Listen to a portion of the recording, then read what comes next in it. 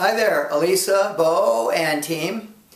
I want to thank you for taking a few minutes to watch this video and consider our proposal that you help us share the Pickle Challenge for charity with your member hospitals.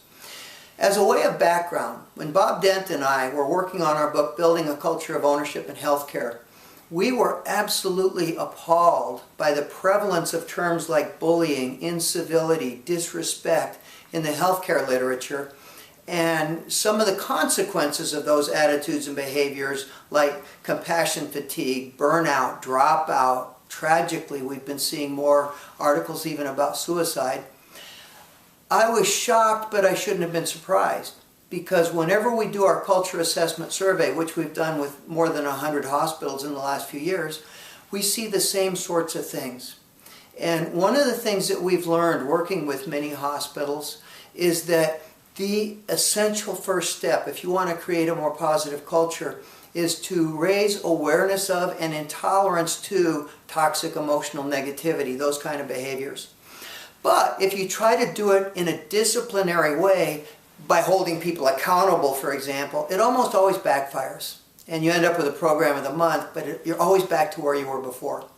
What we have seen work very effectively is the Pickle Pledge, and you see it behind me. It's a simple promise. I will turn every complaint into either a blessing or a constructive suggestion.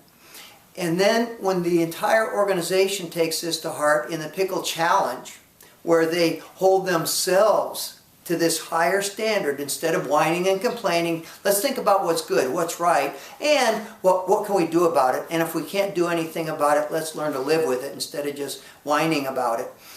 When an organization really takes that to heart, the impact can be incredible, it can be positive, it can be sustained, and it lays the foundation then for us to come in with more work on personal empowerment, on personal values, on building that culture of ownership. But if we don't start here, this will undermine everything else we do later.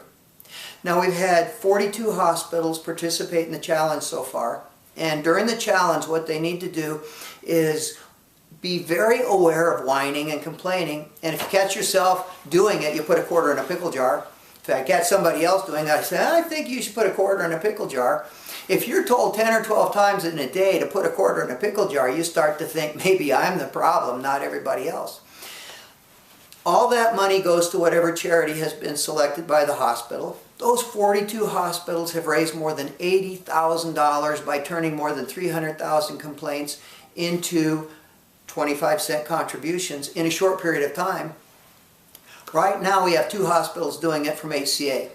Doctors Hospital of Augusta in Georgia and Methodist Hospital in San Antonio, and they're on track just between those two to raise more than $10,000 for the HCA Hope Fund. Now, if we could get 100 hospitals in Arkansas to make this commitment, here's what's going to happen. Number one, we'll raise several $100,000, maybe more, for the charities that have been selected by those hospitals. Number two, we'll make the national news. Can you imagine 100 hospitals making this commitment together? Number three, they'll start to hold each other. We'll see this friendly competition. Children's hospitals, rural hospitals, inner city hospitals, I mean, they all have the problem. And if they start cooperating to help each other raise their standards, think of the impact we could have. And most important, we will help all of those hospitals create a more positive workplace. And it will result in improved patient satisfaction, employee engagement, community reputation. We've seen all those things happen. Here's how it works. When the hospital starts, we start with, first of all, we give them webinars and videos, the book Pickle Pledge, an operator's manual. We help them put their team together. We give them everything they need to make sure that it's going to be a success. Then we do a culture assessment survey, and it's our validated 17-question survey. Gives them an objective, unvarnished view into how their people perceive their culture. It quantifies the impact of toxic emotional negativity, both on terms of finances and productivity and the personal impact. Then we have the challenge period, and people do incredible stuff. They do fun stuff. They decorate pickle jars. They dress up like pickles. People do pickle songs.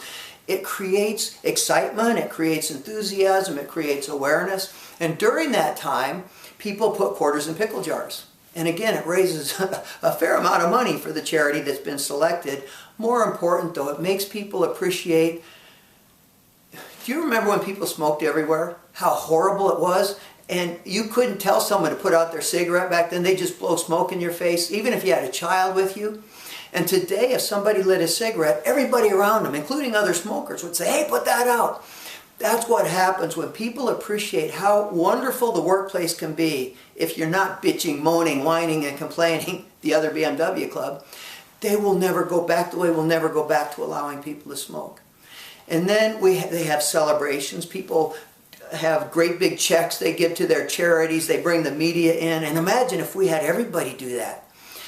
And then we do a follow-up survey. And we tell them, this is the impact you've had.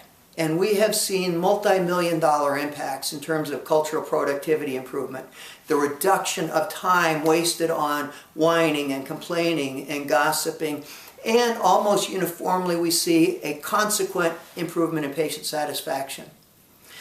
Well, if we have 100 hospitals, give or take, do that, imagine what you could do at your annual conference. Imagine the kind of celebration you could have. You could honor the people who had raised the most money per employee, who had the most creative programs.